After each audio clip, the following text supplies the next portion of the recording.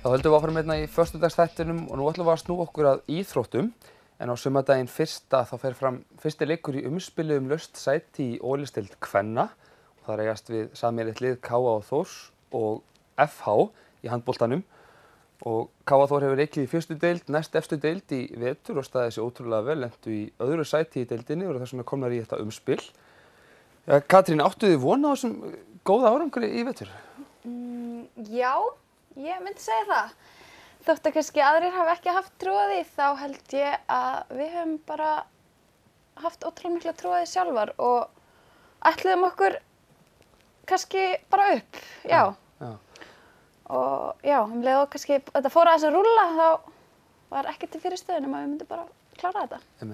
Fyrir þá sem þekki ekki til, þetta er dálítið merkilegt kannski lið fyrir nokkur á hluta sakir, kannski ekki síst vegna þess að þetta er svona skemmtileg blanda yngri og eldri og þið eru nokkrar sem að æfðu og spiluðu með liðinu og hafið síðan ekki verið að spila nokkur ár en byrjuðu aftur í vetur. Segðu mér aðeins frá því. Já, við erum kannski ein Erla sem hefur kannski svona verið í þessu svona óslitið eitthvað en við erum hann nokkrar sem að komum aftur og vorum kannski hættar en einhvern veginn handbolta áhugin alltaf til staðar. Og blandan kannski í hópnum ótrúlega góð út af því að þær eru ótrúlega litlar og við geðveikt gamlar og þannig að við nennum ekki að pirra okkur á þeim og þær kannski vera pínu virðingu fyrir okkur. Þannig að ég held að bara, þú veist, það sé líka kannski hluti af árangrinum að það svo ótrúlega langt á milli að mórallinn bara ótrúlega góður. Já.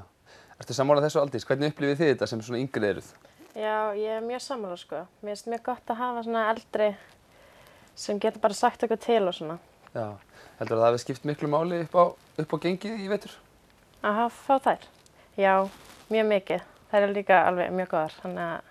Já, það geta alveg eitthvað í handbolta líka, það eru ekki bara, þú veist, visskúpunar. Segðu mér hans frá veturunum, nú lentuð þið í öðru sæti í deildinni og voruð alveg sérstaklega sterkar á heimavelli, eða ekki? Hvernig svona gekk þetta bara vel frá byrjun eða hvernig svona þróaðist veturinn hjá okkur? Já, í byrjun vorum við svona aðeins að púsla okkur saman fyrst. Vorum ekki alveg orðnaðir nógu góðir í byrjun. En núna í seinni partinn erum við alveg búin að ekki tapa leik núna fyrir bara seinasta leikurinn, eða ekki? Jú. Já. Og taplega svona heimavelli. Já, þannig að þið eru með hörku gott lið. Hvernig svona horfir þetta við ykkur, segjum að þið myndu nú komast í gegnum þetta umspil og þá kæmustu upp í úrvalsdeildina, hvernig myndi ykkur nú lítast á það?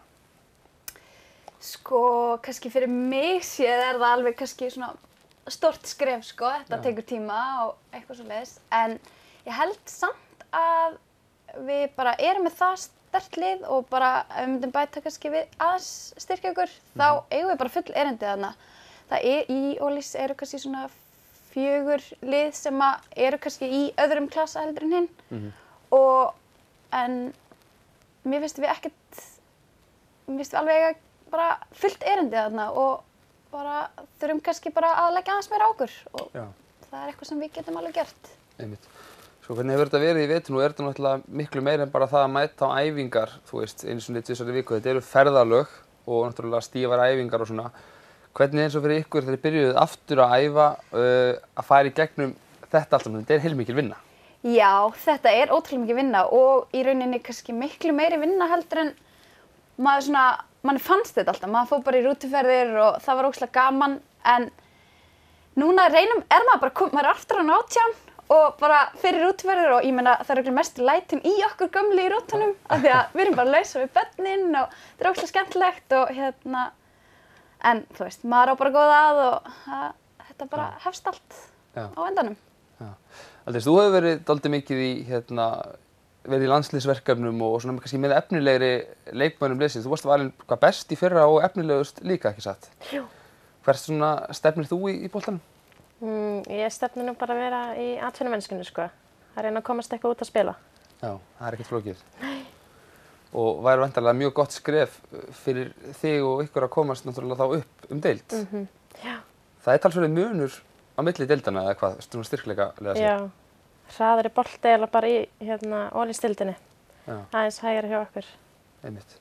Hvernig eins og fyrir þig sem svona mjög efnilegan og góðan leikmann, sko, fyrir að vera í liði sem í næstefstu deild, Myndið þú sjá þig núna til þess að fara suður eða fara í sterkari lið til dæmis á næsta ári ef að það myndi ekki takast?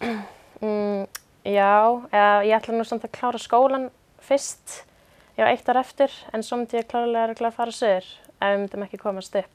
Þannig að þetta er gífurlega mikilvægt, þú ert örugglega ekki svo eina, en þetta er gífurlega mikilvægt fyrir okkur sem erum hérna fyrir norðan að halda lengur í leikmenn og Já, svoleiðis. það er ekki spurning og það var náttúrulega margar sem fóru eftir síðasta tímabil. Svona margir sterkir leikmenn og það er bara að reyna að kannski fá þá aftur ef við komumst upp. Mér langar að koma inn á þessum kvennabolta svona almennt hérna á Akureyri. Hefur verið mikið í umræðinu núna með Þór Káa, átti nú að slíta því og þá var síðan ákveðið að halda áfram saman. Þetta eru sameiginleg lið, Káa og Þór, fyrir þá sem það ekki vita. Hvernig finnst ykkur þessi umræða leikmenn í Káa og Þór í handboltanum? Hún hefur svo sem snert okkur ekkert mikið en kannski við sem Káamenn, auðvitað vill maður alltaf spila í gulu, það er bara þannig, en eins og ég segi, ég vil bara að samstarfi haldi áfram beggja vegna og bæði bara í fótboltanum og eins í handboltanum. Þetta er að ganga vel og þú veist, þetta er svo sem ekki að snerta okkur neitt öll þessi umræða. Nei. Þetta er svona meira fótboltamegin. Já.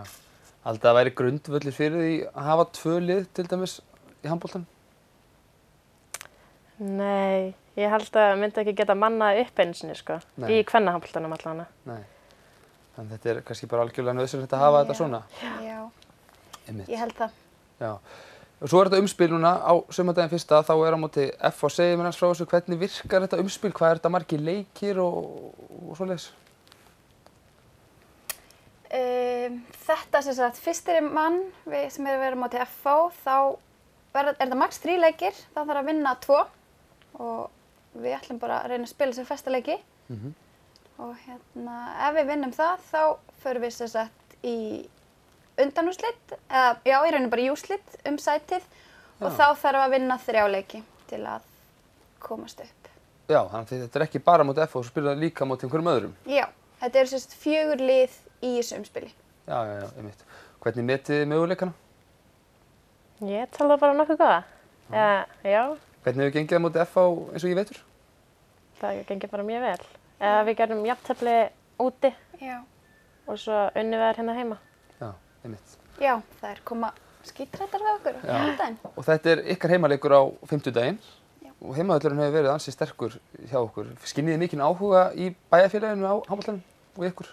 Já, mér finnst það vera að aukast og bara eins og síðastar heimaleik þá svona kannski var svolítið umgjörð og svona verið að reyna að gera eitthvað í kringum þetta og það var bara hörkustemning og maður sá ótrúlegasta fólk vera að mæta á leik sem að kannski hefur ekki látið sjá sig á kvennahandboltaleik allavega. Já, einmitt. Og það vantarlega mun bara aukast núna þegar þeir eru komnir í þennan úrslita pakka.